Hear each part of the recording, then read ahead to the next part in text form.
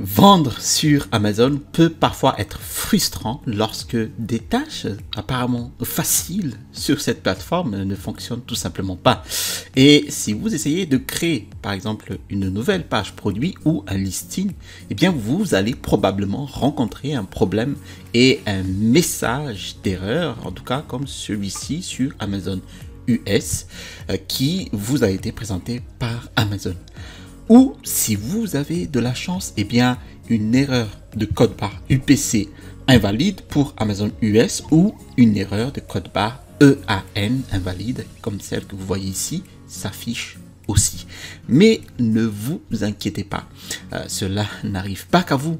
En fait, cela arrive à tout le monde, hein, même les anciens vendeurs comme les nouveaux vendeurs.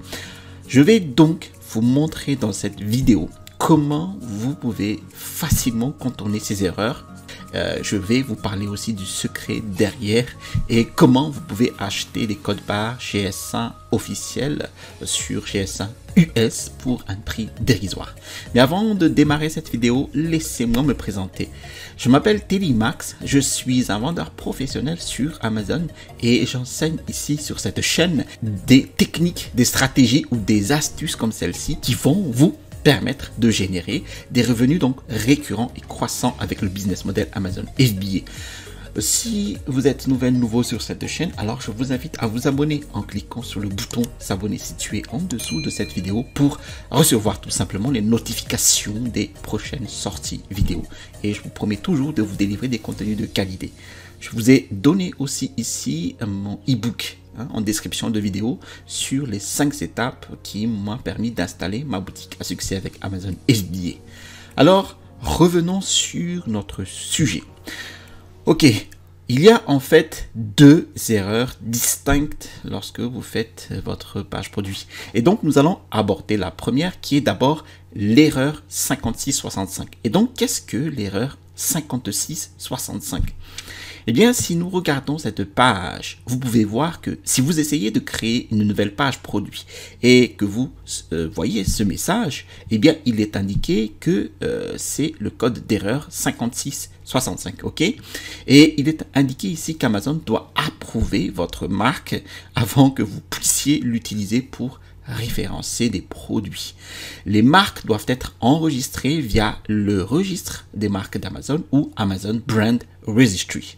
Mais si votre marque n'est pas éligible au registre des marques, eh bien vous pouvez obtenir une exception en contactant en fait l'assistance vendeur et vous allez mentionner le code d'erreur 5665.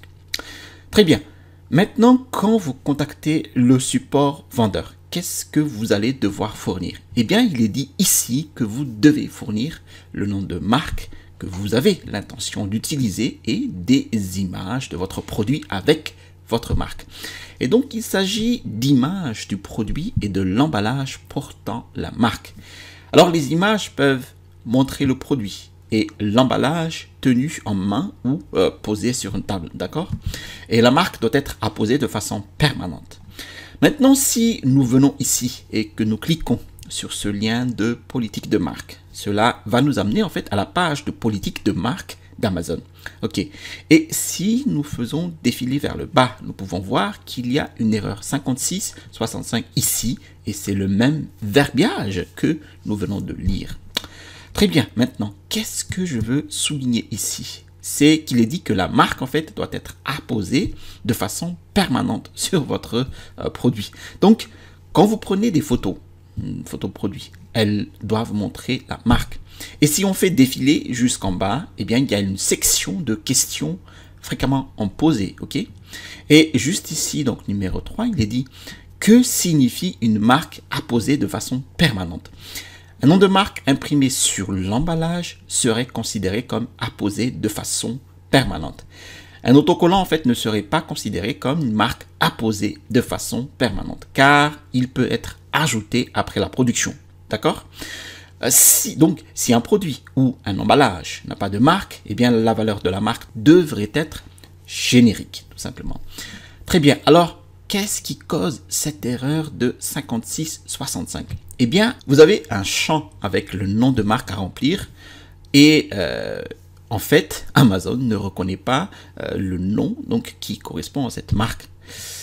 Très bien, alors laissez-moi vous montrer ce qui se passe ici. Maintenant, si nous allons ici sur le compte seller central et que nous voulons ajouter un nouveau produit, nous devons nous assurer ici que nous choisissons toujours un adding a product that's not sold on Amazon, ou j'ajoute donc sur Amazon FR, j'ajoute un produit qui n'est pas vendu sur Amazon. Et si vous faites une marque propre ou du private label comme moi, ok? Et si nous faisons défiler vers le bas, eh bien nous allons choisir un produit commun de cuisine par exemple. Hein. Bon, je vais prendre ici un ouvre-boîte. Donc en anglais, nous allons insérer ici can opener dans le champ de recherche. Et par défaut, l'algorithme va faire apparaître tout simplement ici ce qu'il pense être la catégorie appropriée pour ce produit. Donc voilà, la première catégorie est ici, donc Can Opener Manual, qui est celle que je vais sélectionner. Et ici, il va nous demander quelques informations de base afin d'enregistrer tout simplement ou de terminer cette page produit. Et vous remarquerez que le bouton d'enregistrement Save and Finish est actuellement désactivé. Bon, pour l'instant, je ne peux pas cliquer dessus. Et vous remarquerez qu'en haut de la page, en fait, eh bien, toutes les informations requises pour que je puisse sauvegarder doivent être remplies.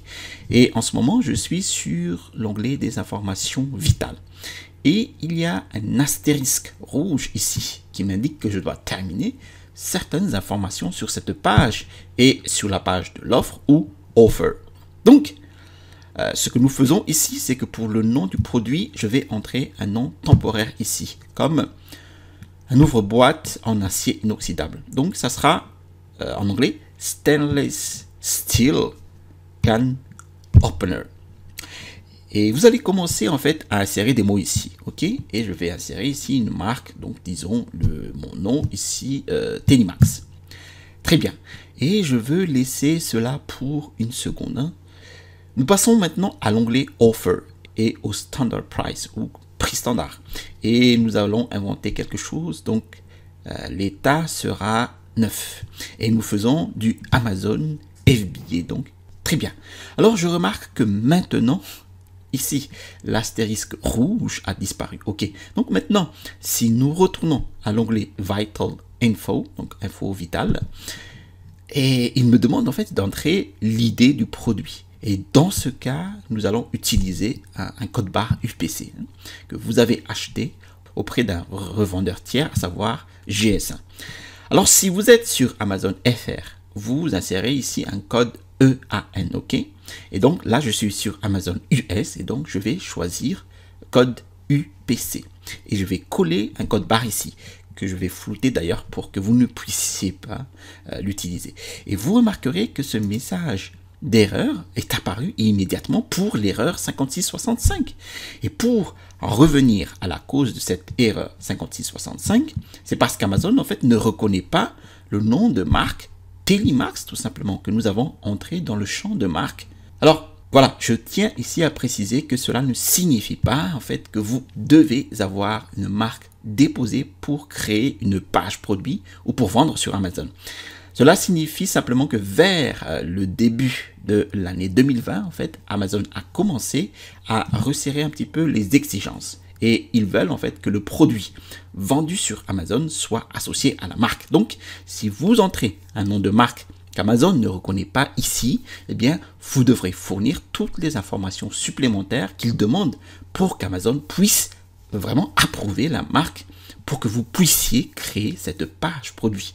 Donc, au-delà de la correction temporaire de cette erreur de 5665 que je vais vous montrer dans une seconde, eh bien vous allez vouloir contacter votre fournisseur et vous assurer que votre marque est bien apposée de façon permanente sur vos produits. Et vous pourrez alors en prendre des photos et les soumettre en fait à Amazon pour faire approuver votre marque. Maintenant, comment faire pour obtenir les photos qu'Amazon vous demande? Eh bien, si vous faites de la marque propre ou du private label, donc PL, comme moi, eh bien, vous devriez toujours mettre votre marque sur votre produit de toute façon. Alors commandez donc une unité de production auprès de votre fournisseur et prenez des photos sous plusieurs angles montrant la marque sur le produit.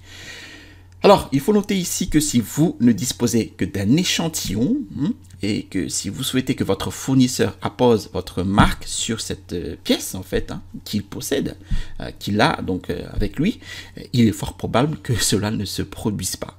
En fait, le coût de fabrication d'une seule unité personnalisée est beaucoup trop élevé et ne vaut pas le temps et l'énergie de votre fournisseur. Donc, n'espérez pas emprunter cette voie. Mais ce que vous pouvez faire dans ce cas, et vous pouvez le faire à vos risques et périls, c'est que vous pouvez faire un Photoshop de votre marque sur l'échantillon. Et vous devriez juste trouver une personne qui est vraiment bonne à Photoshop pour que l'image finale soit indiscernable du vrai produit. Et donc, encore une fois, faites-le à vos risques et périls. Ou vous commandez tout simplement un échantillon chez vous et apposez votre marque auprès d'un artisan local. Très bien. Alors, pour en revenir ici maintenant à l'erreur 5665. Alors, pour contourner ce message d'erreur, cliquez sur le bouton j'aime pour l'algorithme de YouTube. Et maintenant, vous allez descendre à la section nom de marque. Et au lieu de mettre votre nom de marque, vous allez vouloir mettre en fait des caractères tels que NA ou une variation de celui-ci. Ok? Et vous remarquerez qu'une fois que je l'ai tapé, en fait, voilà, je rafraîchis la page et vous pouvez voir qu'il m'a donné une erreur différente que je verrai plus tard. Mais ce que vous voulez faire, c'est mettre différentes variations des caractères NA jusqu'à ce que vous n'obteniez plus en fait ce message d'erreur et que le bouton enregistrer et terminer soit cliquable. Donc dans ce cas, vous pouvez essayer des variations telles que NA, le chiffre 1, donc NA1. Bon, ça ne marche pas, d'accord? Maintenant, je vais essayer NA-1. Bon, en fait, il n'y a pas vraiment de bon ou de mauvais caractères, ok? Et vous pouvez voir ici maintenant que je peux cliquer sur enregistrer et terminer. Et juste pour vous montrer, en fait, eh bien, vous pouvez continuer à essayer différentes variations. Par exemple, N/A. Et ça ne marche pas. Bon, alors vous pouvez le mettre un chiffre 1. Bon, ça ne fonctionne pas. Alors vous pouvez essayer N/A1. Ça ne marche pas. Ok. Point 1. Bon, ça marche. Non. Donc, il y a plusieurs variations différentes que vous pouvez entrer là-dedans pour vous débarrasser de cette erreur 5665 et vous pourrez permettre en fait d'enregistrer. Alors, je tiens ici à préciser qu'il n'est pas nécessaire d'utiliser un nom de marque. Si vous n'arrivez à rien, alors vous pouvez essayer des caractères au hasard jusqu'à ce que le bouton de sauvegarde et de fin apparaisse. Et une fois que vous avez fait cela et que vous ne recevez plus ces messages d'erreur, eh bien vous pouvez sauvegarder et terminer votre listing. Alors je tiens ici aussi à préciser que vous pouvez penser que vous recevez ce message parce que vous devez avoir un code barre GS1. Mais je peux vous dire que cela se produit indépendamment du fait que vous ayez acheté votre code barre directement auprès de GS1 ou auprès d'un tiers comme Nationwide Barcode ou Barcode Mania pour les vendeurs américains ou EAN Code pour les vendeurs européens. Alors je tiens aussi à souligner que si nous nous rendons sur le site web de Nationwide, si nous faisons défiler la page, eh bien nous pouvons voir ici qu'il s'agit de code barre EAN et UPC pour Amazon. Mais il souligne ici, le code barre abordable UPC de Nationwide peut être en fait une meilleure solution pour vendre votre produit. Nos codes UPC fonctionnent pour vous, donc pour vous vendeurs aux US, sauf si vous vendez votre produit en utilisant le registre de marque d'Amazon. D'accord? Donc, si vous avez effectivement une marque déposée et que vous avez accès au registre des marques, alors lorsque vous ajoutez de nouveaux produits, je vous suggère d'acheter directement auprès de GS1 pour éviter tout problème potentiel. Ok? Maintenant, si nous faisons défiler vers le bas, il soulève effectivement ces questions sur Amazon. Alors, vous pouvez ici voir la zone indicative de code d'Amazon 5665. Donc, ils suivent en fait le même processus que celui que je viens de vous dire dans la vidéo et comment la réparer. Donc, Si on fait défiler vers le bas, vous pouvez voir qu'il y a un deuxième message d'erreur qui apparaît ici. Bon, il indique que vous utilisez un code UPC EAN ou ISBN qui ne correspond pas au produit que vous essayez de répertorier. Donc, si vous obtenez ce message, c'est aussi lié au nom de la marque. Donc, encore une fois, modifiez le champ du nom de la marque jusqu'à ce que vous obteniez ce bouton de sauvegarde et d'enregistrement et que cette fenêtre pop-up ne s'affiche plus. Ok?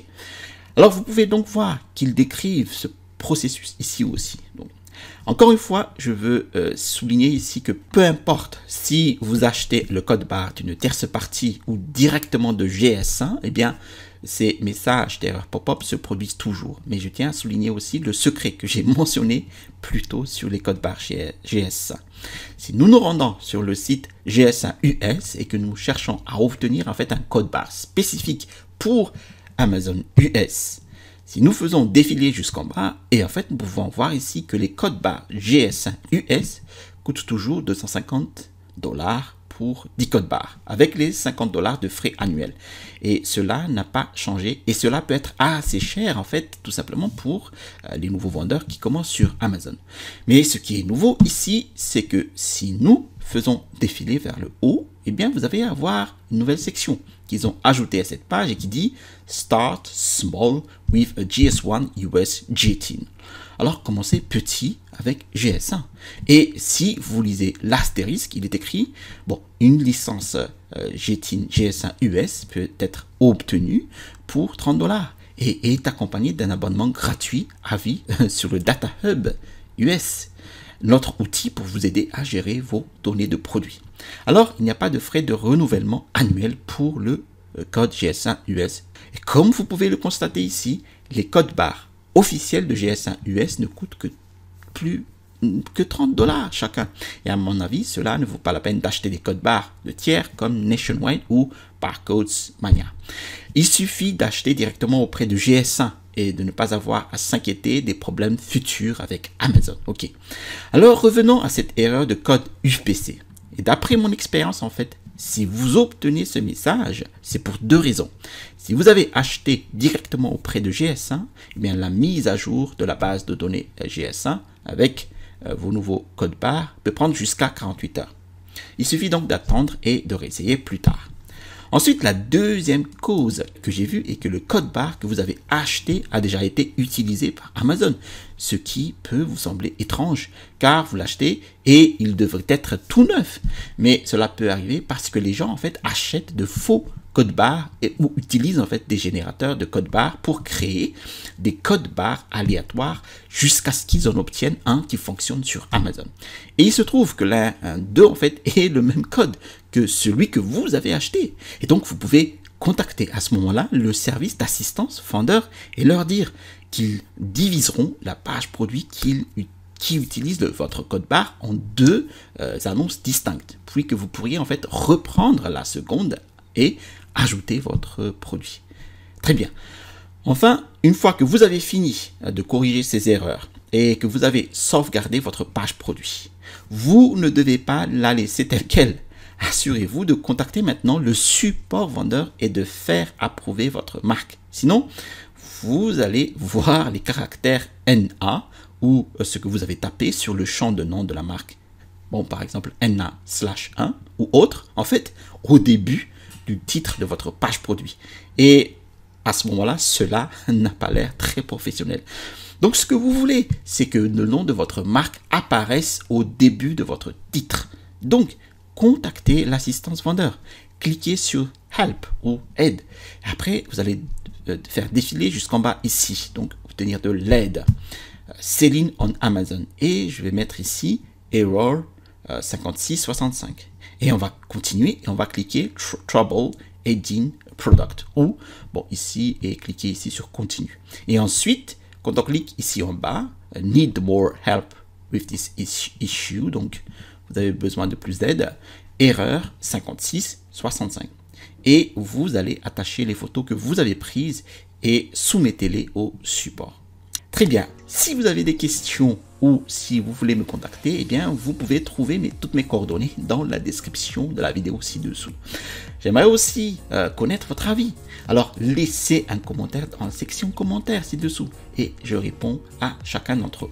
Et comme toujours, si vous avez trouvé de la valeur dans cette vidéo, pensez à vous abonner en cliquant sur le bouton s'abonner situé en dessous de cette vidéo pour recevoir les prochaines sorties vidéo.